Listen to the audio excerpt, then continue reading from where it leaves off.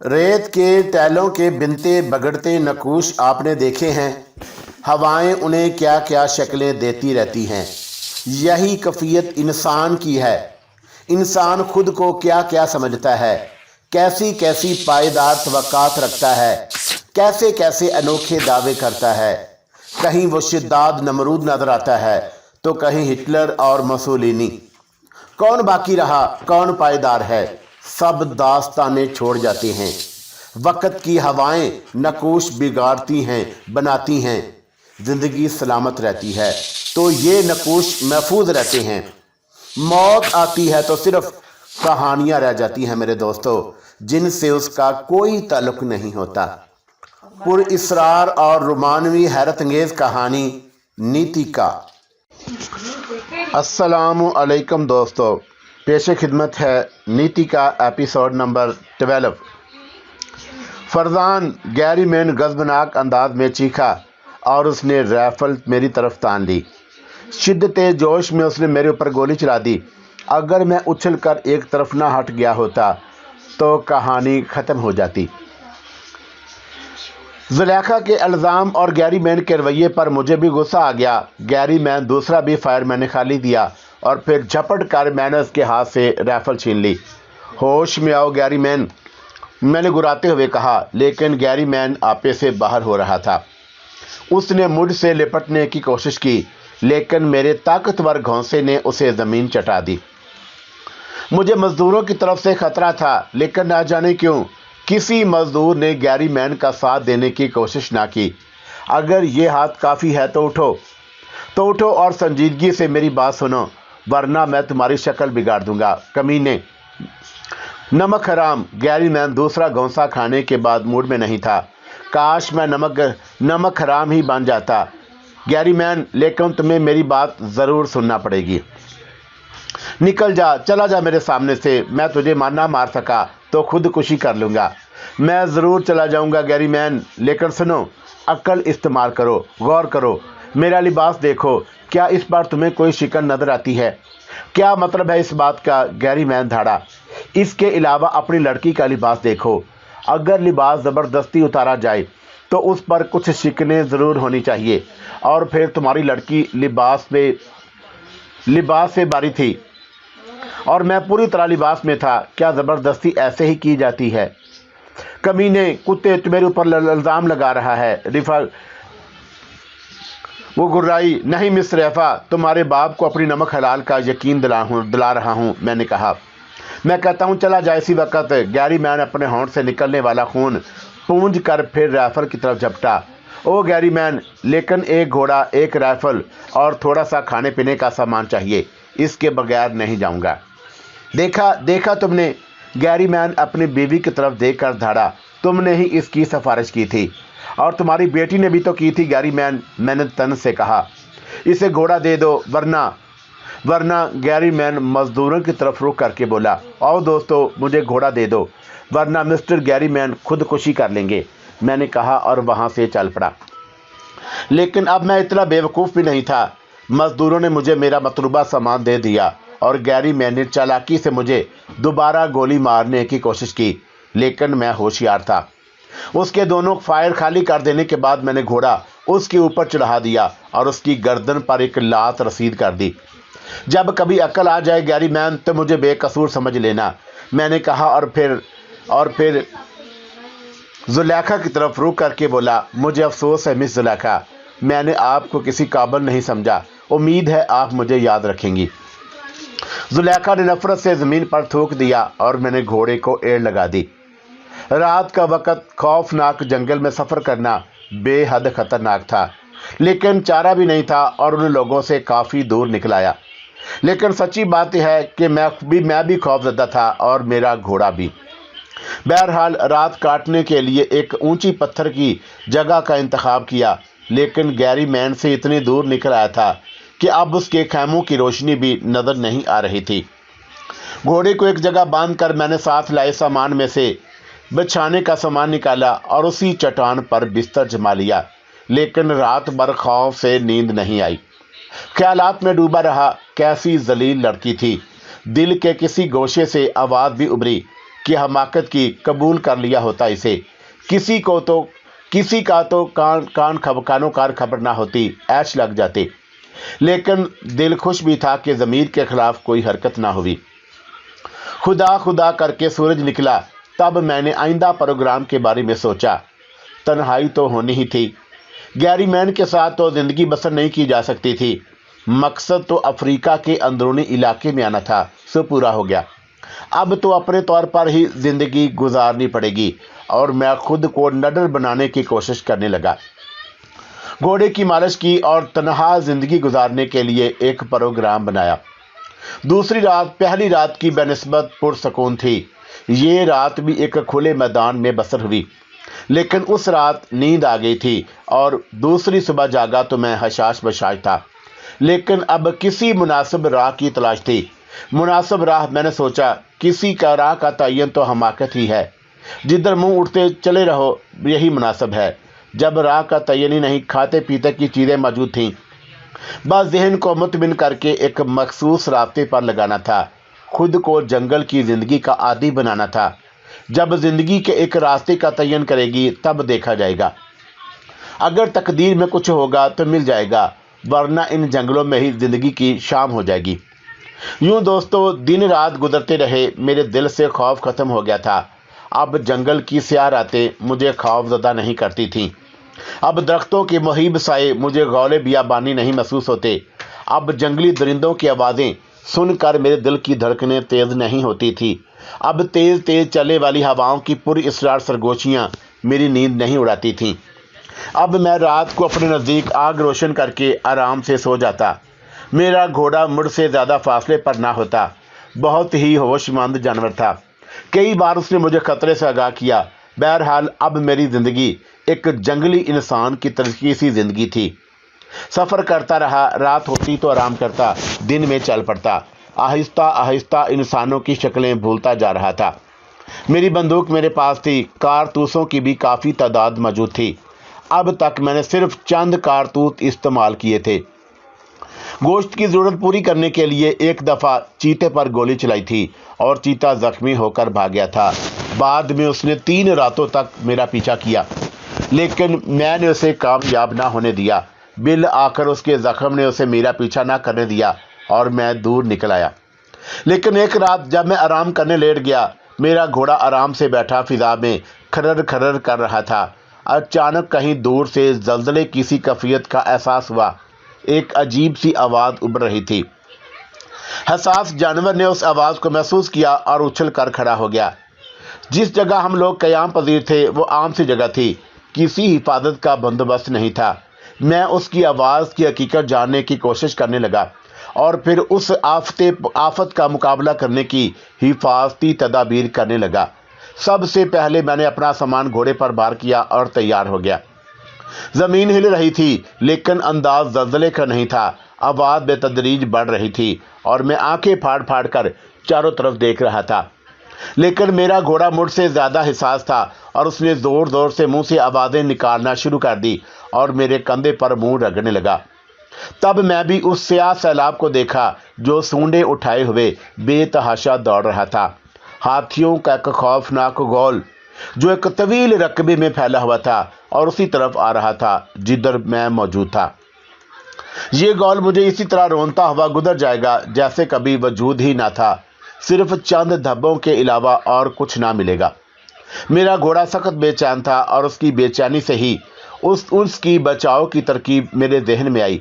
चुनाचा दूसरे ही लम्हे मैं घोड़े पर सवार हो गया और उसी तरफ दौड़ पड़ा जिधर हाथियों का रुख था। घोड़ा बेजिगरी से दौड़ रहा था। हाथियों की आवाज़ों से ज़मीन हिल रही थी और रात की तारीकी में मैं और मेरा घोड़ा ज़िंदगी बचाने के लिए भाग रहे थे। हमारी रफ्तार हाथियों की रफ्तार से कहीं ज़्यादा थी। इस वक्त सही मायनों में घोड़े की खसूसी हसीयात काम कर रही थी, वरना रात की तारीकी में मुझे तो थोड़े ही फासले की चीज़ें भी नज़र नहीं आ रही थी। दरख्तों के घने जंगल और उसके बाद एक छोटे से मैदान से गुजरकर हम एक पथरीले इलाके में पहुंच गए और फिर घोड़ा एक ऊंचे टेले पर चढ़ गया। टेला काफ़ी बुलंद था। घोड़ा चौंका खुद भी खौफजदा था, इसलिए उसने पूरी ताकत से चढ़ाई तय की और टेले पर पहुंच गया। हाथियों के दौड़ने की आवाज़ें यहाँ भी आ रही थी। गो फासला ज़्यादा था, ज़ाहिर है कि उनका रुख उधर ही था। बहरहाल मैं खौफज़दा निगाहों से घोड़े की पुश्त पर बैठा उन काली बलाओं का इंतज़ार करता रहा। हाथियों की खौफनाक चिंगारें सुनाई दे रही थी और फिर सामने ही गौल दोबारा नमूदार हुआ। क्या वो इस टेले पर भी चढ़ आएंगे? मैंने सोचा। मुश्किल था। बहरहाल फिलहाल यही महफूज जगह थी। लेकिन वक्त हाथियों ने मुझे देख लिया था। ना जाने जंगल के नवैशियों को मुझसे क्या दुश्मनी हो गई। गौल आगे बढ़ गया, लेकिन 10-12 हाथी टेले के पास रुक गए। उन्होंने सूंडों से टेले को टटोला और 2 हाथियों ने ऊपर चढ़ने की कोशिश की। ना जाने क्यों मेरे बदन में भी गर्मी आ गई। मेरा खौफ ज़ायल हो गया और मैंने बंदूक संभाल ली। बड़ी होशियारी से मैंने आगे वाले हाथी की आंख का निशाना लिया और फायर कर दिया। गोली ठीक निशाने पर पड़ी थी। हाथी खौफनाक अंदाज में चिंघारा और फिर उसने पलटकर भागने की कोशिश की, लेकिन चूंकि टेले पर काफी चढ़ आया था इसलिए लड़क गया। दूसरे हाथी उसकी लपेट में आ गया था। तब मैंने दूसरा फायर किया और नीचे खड़े हुए हाथी भाग गए। जख्मी हाथी टेले के नीचे तड़प रहा था। बहरहाल थोड़ी देर के बाद उस हाथी के सिवा वहां कोई दूसरा हाथी न था।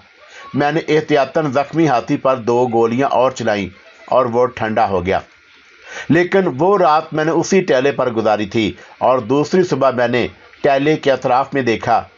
उसकी अकबी सिमत में रानू कूदे बह रहा था। रात को भी मैंने उस दरिया की आवाज़ें सुनी थी, लेकिन अंदाज़ा नहीं था कि वो इतना करीब है। बेइख्तियार मेरा दिल नहाने को चाहा और मैं घोड़े की मैसियत में नीचे पहुंच गया। लेकिन दरिया का तेज़ बहाव देखकर मेरे हवास दुरुस्त हो गए। मैं दरिया में उतरने की हिम्मत नहीं कर सका और किनारे पर ही नहाने लगा। घोड़ा भी एक किनारे पर पानी पी रहा था। तब अचानक मैंने दरिया के तेज़ बहाव में जगमगाहटें देखीं और मैं उछल पड़ा। हाँ, वो हीरे ही थे, कीमती पत्थर जो इंसान की ज़िंदगी में बहुत बड़ा दखल रखते हैं। मैं साकत रह गया था। मेरे ख्वाबों की ताबीर मेरे सामने थी, लेकिन दरिया के तेज़ बहाव में कदम रखना मौत को दावत देना था और बहरहाल मैं एक होशमंद इंसान था। चुनाचा मैंने तय किया कि दरिया के किनारे किनारे उस तरफ बढ़ूं जिधर से दरिया आ रहा है। मुमकिन है कि कोई मुनासिब जगह मिल जाए। तब मेरे दोस्तों, मैंने दरिया के किनारे किनारे सफ़र शुरू कर दिया। दिन रात का सफ़र और ना जाने कितने सूरज गुजर गए, लेकिन दरिया हर जगह यकसा था। मुझे मायूसी होने लगी। मैंने सोचा कि 2 ही रास्ते हैं, या तो ज़िंदगी दांव पर लगा दी जाए या फिर हीरों का ख्याल छोड़ दिया जाए। इस तरह कहाँ तक सफ़र करूँगा? तब मैंने फ़ैसला किया कि दरिया के किनारे 1 दिन और 1 रात का आखिरी सफ़र करूँगा। अगर इस वक्त भी दरिया ठीक ना हुआ तो फिर दोनों रास्तों में से एक पर अमल करूँगा।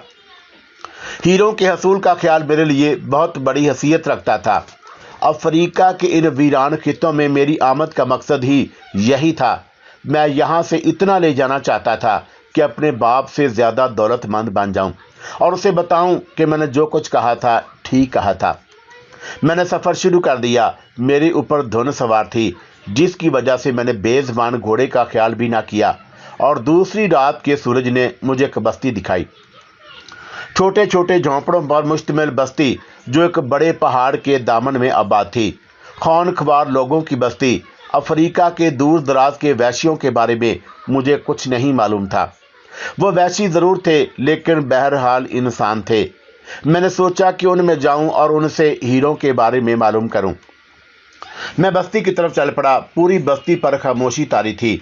लोग अपने अपने झोंपड़ों में थे। कोई आवाज़ नहीं थी, कोई अंदाज नहीं था। हाँ, बस्ती के दाखिली हिस्से में नीम उरिया लिबासों में मलबूस चंद लोग एक कतार में खड़े थे और खामोश खड़े हुए लोगों की निगाहें जूं ही मेरे ऊपर पड़ी, उनके मुंह हैरत से खुल गए। फिर उन्होंने मसरत बड़े नारे लगाए और मेरी तरफ दौड़ पड़े। वो ज़ोर ज़ोर से चीख रहे थे। मैं सहम गया। ना जाने वो क्या करना चाहते थे। उनकी आवाज़ों से सोई हुई बस्ती गोया जाग गई। लोग इस तरह झोंपड़ों से निकल कर भागे, गोया कोई बड़ी तबाही आ गई हो, और आन की आन में उन्होंने मुझे चारों तरफ से घेर लिया। तब मेरे दोस्तों 10-12 आदमी मेरे घोड़े के नज़दीक आए। मेरी बंदूक तैयार थी, लेकिन उन लोगों का दोस्ताना अंदाज देखकर मैंने बंदूक नीची कर ली। मैं भी उनका तावन चाहता था, इसलिए दोस्ताना अंदाज के जवाब में मैंने दोस्ती का मुजाहरा ज़रूरी समझा। उन्होंने मुझे घोड़े से उतरने का इशारा किया और मैं नीचे उतर आया। तब अचानक वो मेरे ऊपर टूट पड़े और मुझे चारों तरफ से टटोल टटोल कर देख रहे थे और एक दूसरे से कुछ कहते जा रहे थे। क्या ये आदमखोर हैं और मेरे गोश्त के बारे में गुफ्तगू कर रहे हैं? मैंने सोचा और मेरे बदन के रोंगटे खड़े हो गए। लेकिन उनका अंदाज, अब जो कुछ भी हैं दरिया में दाखिल होकर हीरे हासिल करने में ही कौन सी आसानी थी। इन लोगों से भी निमटने की कोशिश की जाएगी। मेरी हिम्मत जवाब दे गई जब उन्होंने घोड़े समेत मेरी हर चीज़ छीन ली और फिर औरतों का एक गौल आगे बढ़ा और उसने मुझे चारों तरफ से घेर लिया। उन्होंने अजीब किस्म के चौड़े चौड़े पत्तों से मुझे ढक दिया था, यहाँ तक कि मेरी आंखें भी बंद हो गईं और फिर वह मुझे धकेलती हुई एक तरफ ले जाने लगी। सांवले रंग की औरतें बड़ी जाज़िब नकोश की मालिक थी, लेकिन बहरहाल मेरे लिए अजनबी थीं। मैं उनके हाथों में खेल रहा था और फिर एक झोंपड़ी में मुझे ले जाकर उन्होंने मुझे छोड़ा। मेरी आंखें खुली तो मैंने उस झोंपड़ी को देखा और फिर उसमें मौजूद औरतों को। जितनी तादाद अंदर आ सकती थी आ गई, बाकी बाहर खड़ी शोर मचा रही थी। अंदर वाली औरतें बहुत खुश नजर आ रही थी, वो मुझे देख देख कर हंस रही थी। फिर 4 नौजवान औरतें आगे बढ़ीं और उन्होंने मेरे लिबास को खींचना शुरू कर दिया। पहले तो मैं कुछ ना समझा, लेकिन फिर उन्होंने उसी धींगा मुश्ती शुरू कर दी। मुझे खतरा हुआ कि लिबास फट जाएगा। मैंने घबरा कर उनका माजी ज़मीर समझने की कोशिश की और जो कुछ मेरी समझ में आया था वो ये था कि मेरा लिबास उतारना चाहती हैं, लेकिन क्यों? फिर जब बस ना चल सका तो मैंने घबरा कर कोट उतार दिया और फिर साहिबान भी, और वैसी लड़कियां मेरे बदन पर हाथ फेरते हुए मुस्कुराने लगीं। उनकी आंखों में पसंदीदगी के तासरात थे, लेकिन मेरे हवास उस वक़्त बिल्कुल ही साथ छोड़ गए जब उन्होंने मेरे ज़ैरी लिबास की तरफ हाथ बढ़ाया। मैं घबरा कर पीछे हट गया, लेकिन लड़कियां मुझे कहाँ छोड़ने वाली थी। दिल ही दिल में लाहौल पड़ रहा था, ना जाने ये अहमक औरतें क्या करना चाहती हैं। मेरी उनके आगे एक ना चली और उन्होंने मुझे बरहना कर दिया। सख्त शर्म आ रही थी। मैं बेबसी से उनके दरमियान खड़ा रहा। तब 2 औरतें एक लकड़ी के बर्तन में एक अजीब सा सब्जी माइल सियाल लेकर आईं और दूसरी औरतों ने मुझे गिरा दिया। सियाल मेरे बदन पर मला जाने लगा।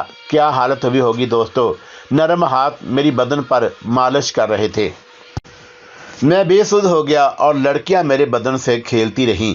फिर एक बहुत बड़ी लकड़ी के तख्ते पर कुछ चीज़ें रख कर लाई गईं। काश मैं उनकी ज़ुबान समझ सकता। सियाल से मेरा बदन चमकने लगा था और उससे एक अजीब सी खुशबू उठ रही थी। तब तख्ते पर रखा हुआ पत्तों का लिबास मुझे पहनाया गया। उसने मेरे निचले बदन को ढांक लिया था। मैं किसी कदर मुतमिन हुआ, लेकिन मेरी समझ में नहीं आ रहा था कि यह सब क्या है। उसके बाद उन्होंने मेरे बदन पर रंगीन मट्टी से लकीरें बनाना शुरू कर दी और अच्छा खासा कार्टून बना दिया। फिर मेरे शरीर पर एक ताज पहनाया गया, मेरे सर पर एक ताज पहनाया गया और उसके बाद मेरी आंखें चौंधा गईं। उन्होंने मुझे रंगीन पत्थरों का एक हार पहनाया था। हाँ दोस्तों, वो हार, सिर्फ वही हार अगर मुझे मिल जाता तो मैं महज़ब दुनिया का एक मालदार तरीन इंसान होता।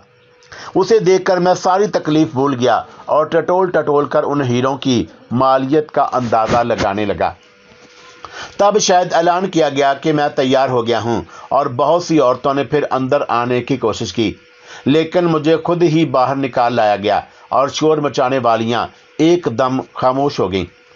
आंखों की ज़ुबान, उस ज़ुबान का मफ़हूम यकसा होता है। दुनिया के हर खित्ते में आंखों की एक ही ज़ुबान होती है और उसे समझना सबसे आसान काम है।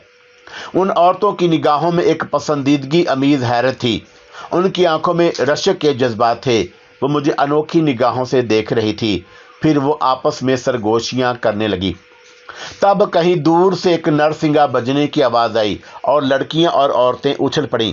उन्होंने एक जुलूस की शक्ल बनाई और मुझे लेकर एक तरफ चल पड़ीं। इलाही, ये लोग क्या करना चाहते हैं? क्या मकसद है इनका? मैंने सोचा। मुझे सजाए बनाए हुए वो लोग बस्ती से दूर निकल आईं। तब मेरे सामने स्याह रंग का एक पहाड़ आ गया जिसके दहाने से धुआं निकल रहा था। आतिशफशां, मैंने खौफ से सोचा। हाँ, वो आतिशफशां ही था। यकीनन वो कभी कभी आतिशफशानी भी करता होगा, लेकिन किसी खौफनाक तबाही के आसार यहाँ कहीं नजर नहीं आते थे। पहाड़ के कुर्ब जवार में बेशुमार वैशी खड़े थे। उनके हाथों में हथियार थे जिन्हें हिला हिलाकर वो कुछ गा रहे थे और उनकी आवाज़ें कानों के पर्दे फाड़ रही थी। वही नरसंगा भी बजाया जा रहा था। कुछ और करीब पहुंचा तो स्याह पहाड़ में कुछ सीढ़ियां सी बनी नजर आईं और मैंने एक गहरी सांस ली। फरदान आमरी की कहानी इस कदर दिलचस्प और सनसीखेज थी कि हमें वक्त का एहसास भी ना हुआ। हम सब पत्थर के बुतों की मानद साकत ये कहानी सुन रहे थे कि अचानक एक भयानक चीख ने ये तिलस्म तोड़ दिया। आमरी भी उछल पड़ा था और फिर उसने संजीदा लहजे में कहा, क्या तुम मेरी कहानी से उकता रहे हो? और नहीं फरदान, तुम्हारी कहानी तो बहुत दिलचस्प है। मैंने कहा, हाँ तुम्हें दिलचस्प मालूम होती है। लेकिन उसकी आंखों में खला में घूरने लगी। लेकिन वही चीख फिर सुनाई दी और फरदान खड़ा हो गया। बस दोस्तों आराम करो, बाकी कल। लेकिन ये आवाज़, तुम उस पर गौर न करो। फरदान फीके अंदाज में मुस्कुराया। क्या तुम हमें इसके बारे में ना बताओगे? बताऊंगा, वो कराह कर बोला। कब? बहुत जल्द, अब इजाज़त दो। और वो चला गया। हम तअज्जुब से उसे जाते हुए देखते रहे थे। कैसा पुरइसरार इंसान था फरदान। क्या ख्याल है दोस्तों? चालाक बूढ़ा निहायत सफाई से हमें बेवकूफ़ तो नहीं बना रहा, कर्नल डिक्सन ने कहा। क्या कहा जा सकता है कर्नल, लेकिन बेवकूफ़ बनाने की कोई वजह तो समझ में नहीं आती। फिर ये तो सोचो कि वह यहाँ इस पुरइसरार इलाके में तन्हा रहता है। मैंने कहा, हाँ, और ये सब कुछ? ज़ाहिर है उसने आसानी से तो ये सब कुछ नहीं बना लिया होगा, ज़ाहिर है, लेकिन वो यहाँ तन्हा ही मालूम होता है। तुम उस चीख को क्यों भूल रहे हो? अरे हाँ, वो चीख इंसानी ही थी। मुझे तो ये शख्स कोई बदरू मालूम होता है। मेरा मशवरा है कि यहाँ से निकल चलो। फजूल बातें, हम सब बदरूहे हैं। और फिर वो अकेली बदरू हमारा क्या बिगाड़ेगी? अहमद तालबी बोला। हाँ, ये तो हमाकत की है, लेकिन बूढ़े की कहानी वाकई दिलचस्प है। मुमकिन है वो ठीक कह रहा हो, तब वो हमारा मुआवन भी हो सकता है। यकीनन। बूढ़े को शीशे में उतारने की कोशिश करो। उसकी कहानी भी दिलचस्प है। मुमकिन है उस कहानी से हमारी रहनुमाई हो जाए। ये बात तो मालूम हो ही जाएगी कि दरिया का अख्ताम किसी ऐसी जगह होता है जहां आतिश फशां भी मौजूद है। हाँ, लेकिन बात फिर उसी चीख तक जा पहुंचती है। क्या ख्याल है बाहर निकला जाए, नाराज ना हो जाए? कोई ऐसा काम करने की जरूरत नहीं है, कर्नल डिक्सन ने कहा और हम सब खामोश हो गए। बहरहाल कर्नल के मशवरे के तहत किसी ने उसके मामले में मदाखलत नहीं की और हम सोने के लिए लेट गए। दूसरी सुबह उसने हमें सुबह बखैर कहा। उसके होंठों पर मुस्कुराहट थी। नाश्ते के दौरान उसने कहा, मेरी कहानी से बेजार तो नहीं हो गए दोस्तों? हरगिज़ नहीं मिस्टर फरदान, तुम्हारी कहानी बहुत दिलचस्प है। अगर तुम सच कह रहे हो। क्या मतलब? वो संजीदा हो गया। माफ़ करना फरदान, तुम्हारी कहानी ऐसी अनोखी है कि इस पर मुश्किल से ही यकीन आ सकता है, अबदी ने कहा। मैं तुम्हारे सामने उसके ठोस सबूत पेश करूंगा, फरदान ने घबराए बगैर कहा। हम तुमसे माफ़ी के तलबदार हैं फरदान। नहीं दोस्त, फरदान ने थके थके अंदाज में कहा, मैं टूटा हुआ इंसान हूँ। मेरी शख्सियत टुकड़े टुकड़े हो गई है। अब मैं किसी बात का बुरा नहीं मानता। तुम कहानी आगे बढ़ाओ दोस्त। क्या तुम मुझे अहमक समझते हो? अचानक फरदान बिगड़ गया। क्यों? हम लोगों का मुंह हैरत से खुल गया। मैं तुम्हें बिला वजह कहानी नहीं सुना रहा। क्या मतलब? हाँ, मैं इसके एवज तुमसे कुछ तलब करूंगा। क्या फरदान? अभी नहीं दोस्तों, मेरी कहानी सुन लो, उसके बाद मैं तुम्हारे सामने अपनी दरख्वास्त रखूंगा। दिल चाहे तो उसे कबूल कर लेना, वरना। हम सब उसे देखते रहे और उसके चेहरे पर गम के साए लहरा रहे थे। ये शख्स आसानी से समझ में नहीं आ सकता था और फिर उसने ऐसा सस्पेंस पैदा कर दिया था कि हम उसे छोड़कर भी नहीं जा सकते थे। फिर क्या हुआ फरदान? खूबसूरत औरतों ने मुझे सीढ़ियों के नज़दीक छोड़ दिया और फिर वह आदमी मुझे ऊपर ले चले। मेरे आसान खता हो रहे थे। क्या ये मेरी कुर्बानी देना चाहती हैं? अफसोस, अब तो बंदूक भी मेरे पास नहीं थी, लेकिन मैंने फैसला कर लिया कि मैं आसानी से जान नहीं दूंगा। इनमें से कुछ को लेकर ही मरूंगा। मैं उनके साथ चलता रहा। ऊपर सिर्फ 5 आदमी थे, सब के सब उम्र रसीदा, और उनके हाथों में अजीब अजीब चीज़ें थीं। उन्होंने वो चीज़ें पहाड़ के दहाने में उछाल दी। धुआं निकला और फिर उन्होंने मेरी गर्दन पकड़कर उसे झुका दिया। लेकिन मैं गार के दहाने से दूर था, इसलिए अभी मुझे तरद्दुद नहीं था, लेकिन मैं पूरी तरह होशियार था। ایک ویسی چیخ چیخ کر پڑ رہا تھا اور پھر انہوں نے مجھے سیدھا کر دیا اور اس کے بعد انہوں نے ایک پھل میرے ہاتھ میں دیا اور اشارہ کیا کہ اسے غار کے دہانے میں اچھال دوں۔ اس نے اس میں بھی کوئی تردد نہ سمجھا اور پھل دہانے میں اچھال دیا۔ تب ویشی خوشی سے چیخنے لگے اور پھر وہ میرے سامنے جھک گئے۔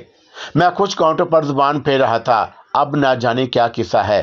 اوپر کی آوازیں سن کر نیچے بھی شور مچنے لگا اور پھر پہاڑ سے واپسی شروع ہو گئی۔ میں سیڑھیاں اترنے لگا، رکھا ہی تھا کہ لوگوں نے میرے اوپر پھولوں کی بارش کر دی اور میں نے ایک گہری سانس لی۔ اس کا مقصد ہے کہ وہ لوگ میری قربانی دینے کا ارادہ نہیں رکھتے تھے۔ پھر یہ سب کیا تھا؟ ان لوگوں نے مجھے یہ اعزاز کیوں دیا تھا؟ زیادہ بہتر یہی تھا کہ اپنے ذہن کو آزاد چھوڑ دوں۔ بلا وجہ الجھنوں میں پھنسا ہوا تھا۔ جو کچھ ہوگا دیکھا جائے گا۔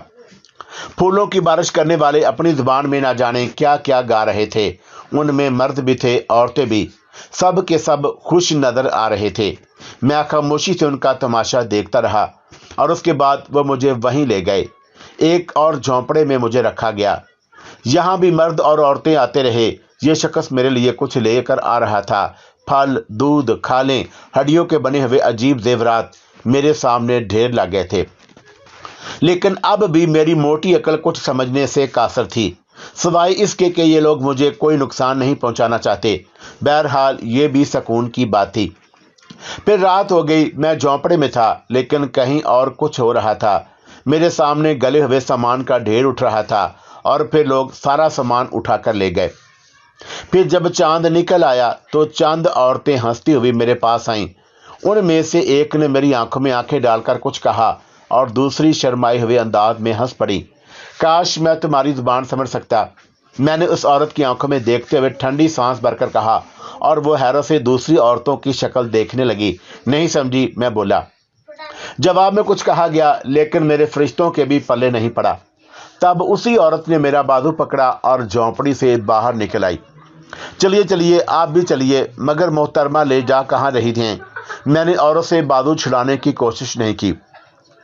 اس بار بھی خاصا فاصلہ طے کرنا پڑا، لیکن اس سفر کا اختتام ایک بڑے سے جھونپڑے پر ہوا جو شاید بالکل نیا بنا ہوا تھا۔ اس کے علاوہ میں نے ایک اور بات محسوس کی تھی، وہ یہ کہ پوری بستی خاموش اور ساکت تھی۔ جو عورتیں مجھے لے کر یہاں آئی تھیں، ان کے علاوہ راستے میں کوئی اور نظر نہ آیا۔ جھونپڑے کا بند دروازہ کھول دیا گیا، اندر روشنی تھی اور پھر مجھے اندر دھکیل کر دروازہ بند کر دیا گیا، گویا یہ میرا قید خانہ ہے۔ میں نے سوچا اور جھونپڑے کے اندر سے دیکھنے لگا، لیکن جو ہی میں اسے دیکھنے کے لیے مڑا، ششدر رہ گیا۔ پیال کے ڈھیروں کو ایک چوکور پتھر پر بچھا کر گویا مسحری بنائی گئی تھی اور اس مسحری پر ایک کمل کھلا ہوا تھا۔ ہاں، یہی تشبیہ مناسب ہے دوستو۔